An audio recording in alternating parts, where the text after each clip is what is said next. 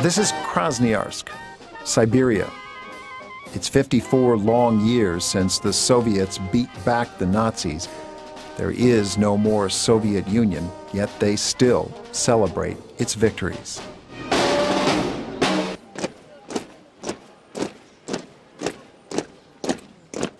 Democracy is not embraced here.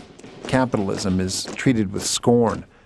Moscow seems rich and remote. The West seems decadent and dangerous. Maybe it's the pictures of Joseph Stalin, the tyrant who made Siberia synonymous with forced labor and mass murder. Maybe it's the darker, quieter whispers about Jews and blacks and Muslims and other non-Slavs. Or maybe it's the big guy in the blue uniform, the ruler of the giant Krasnoyarsk region, 1/6 of all of Russia, former general and would-be president, Alexander Lebed.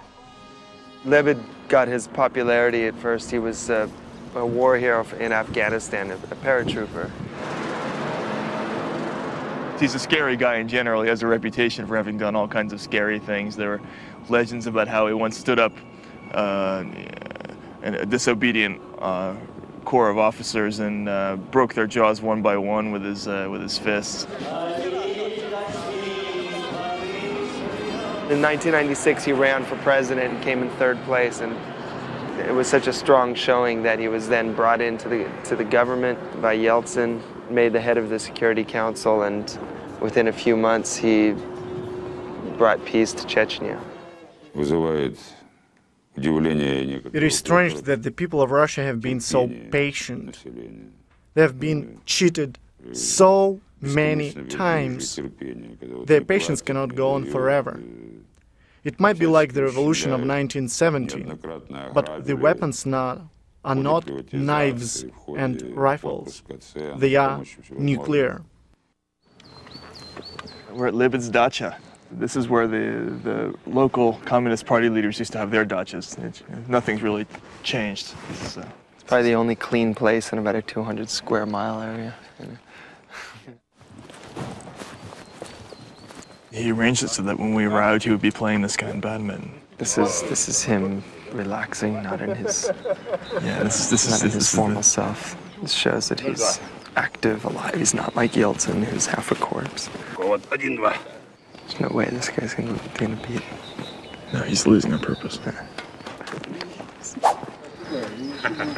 Put a voice on that guy. Also, playing badminton, which is not the most aggressive sport, takes sort of the edge off his reputation as a right-wing general type. Nice shot, actually.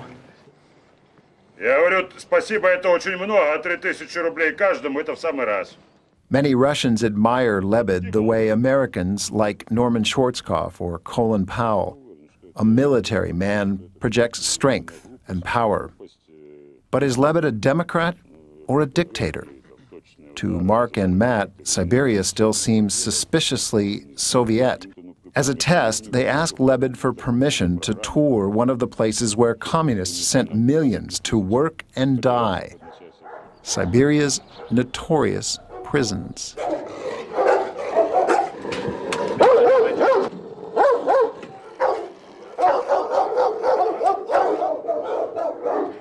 Serious dogs, man. I'm never gonna free base in the Red Square again, man. This is it.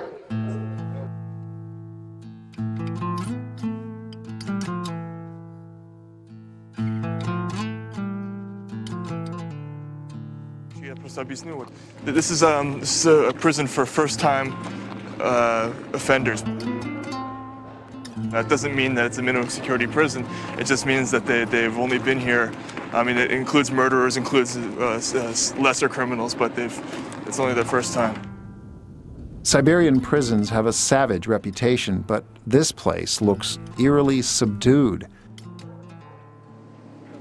Mark and Matt wonder if they're getting a sanitized tour, a Soviet-style attempt to alter reality or hide the truth.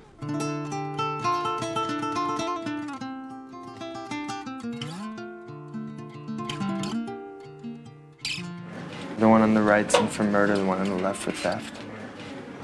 The one on the left is 18 years old. Какой у тебя срок, Сергей? 3 года 6 месяцев. 3 года 6 месяцев, да? He's got 3 years and 6 months. The only reason why we'd be careful is to make sure these guys don't get in worse trouble. Like the guy on the right who's in for murder, he's out in 8 months. We just don't want to get these guys in any trouble at all, so I think it's better if we just... Yeah. I mean, look, it's uncomfortable, isn't it? Be here, actually, frankly. So. Okay. I'll see you.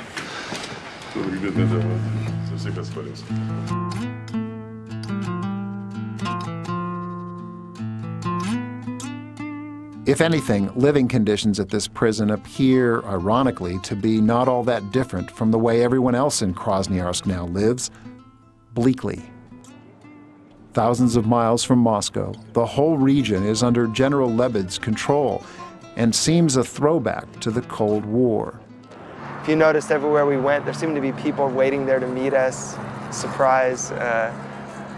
Not only that, but there were little details that were so classically Soviet, like the way, you know, our driver, who is conspicuously better dressed than a normal driver, starts appearing in more and more places.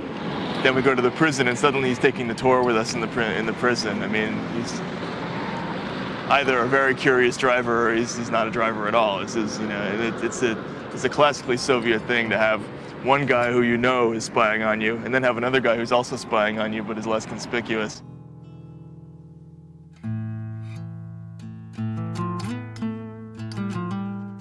Outsiders rarely visit Siberia.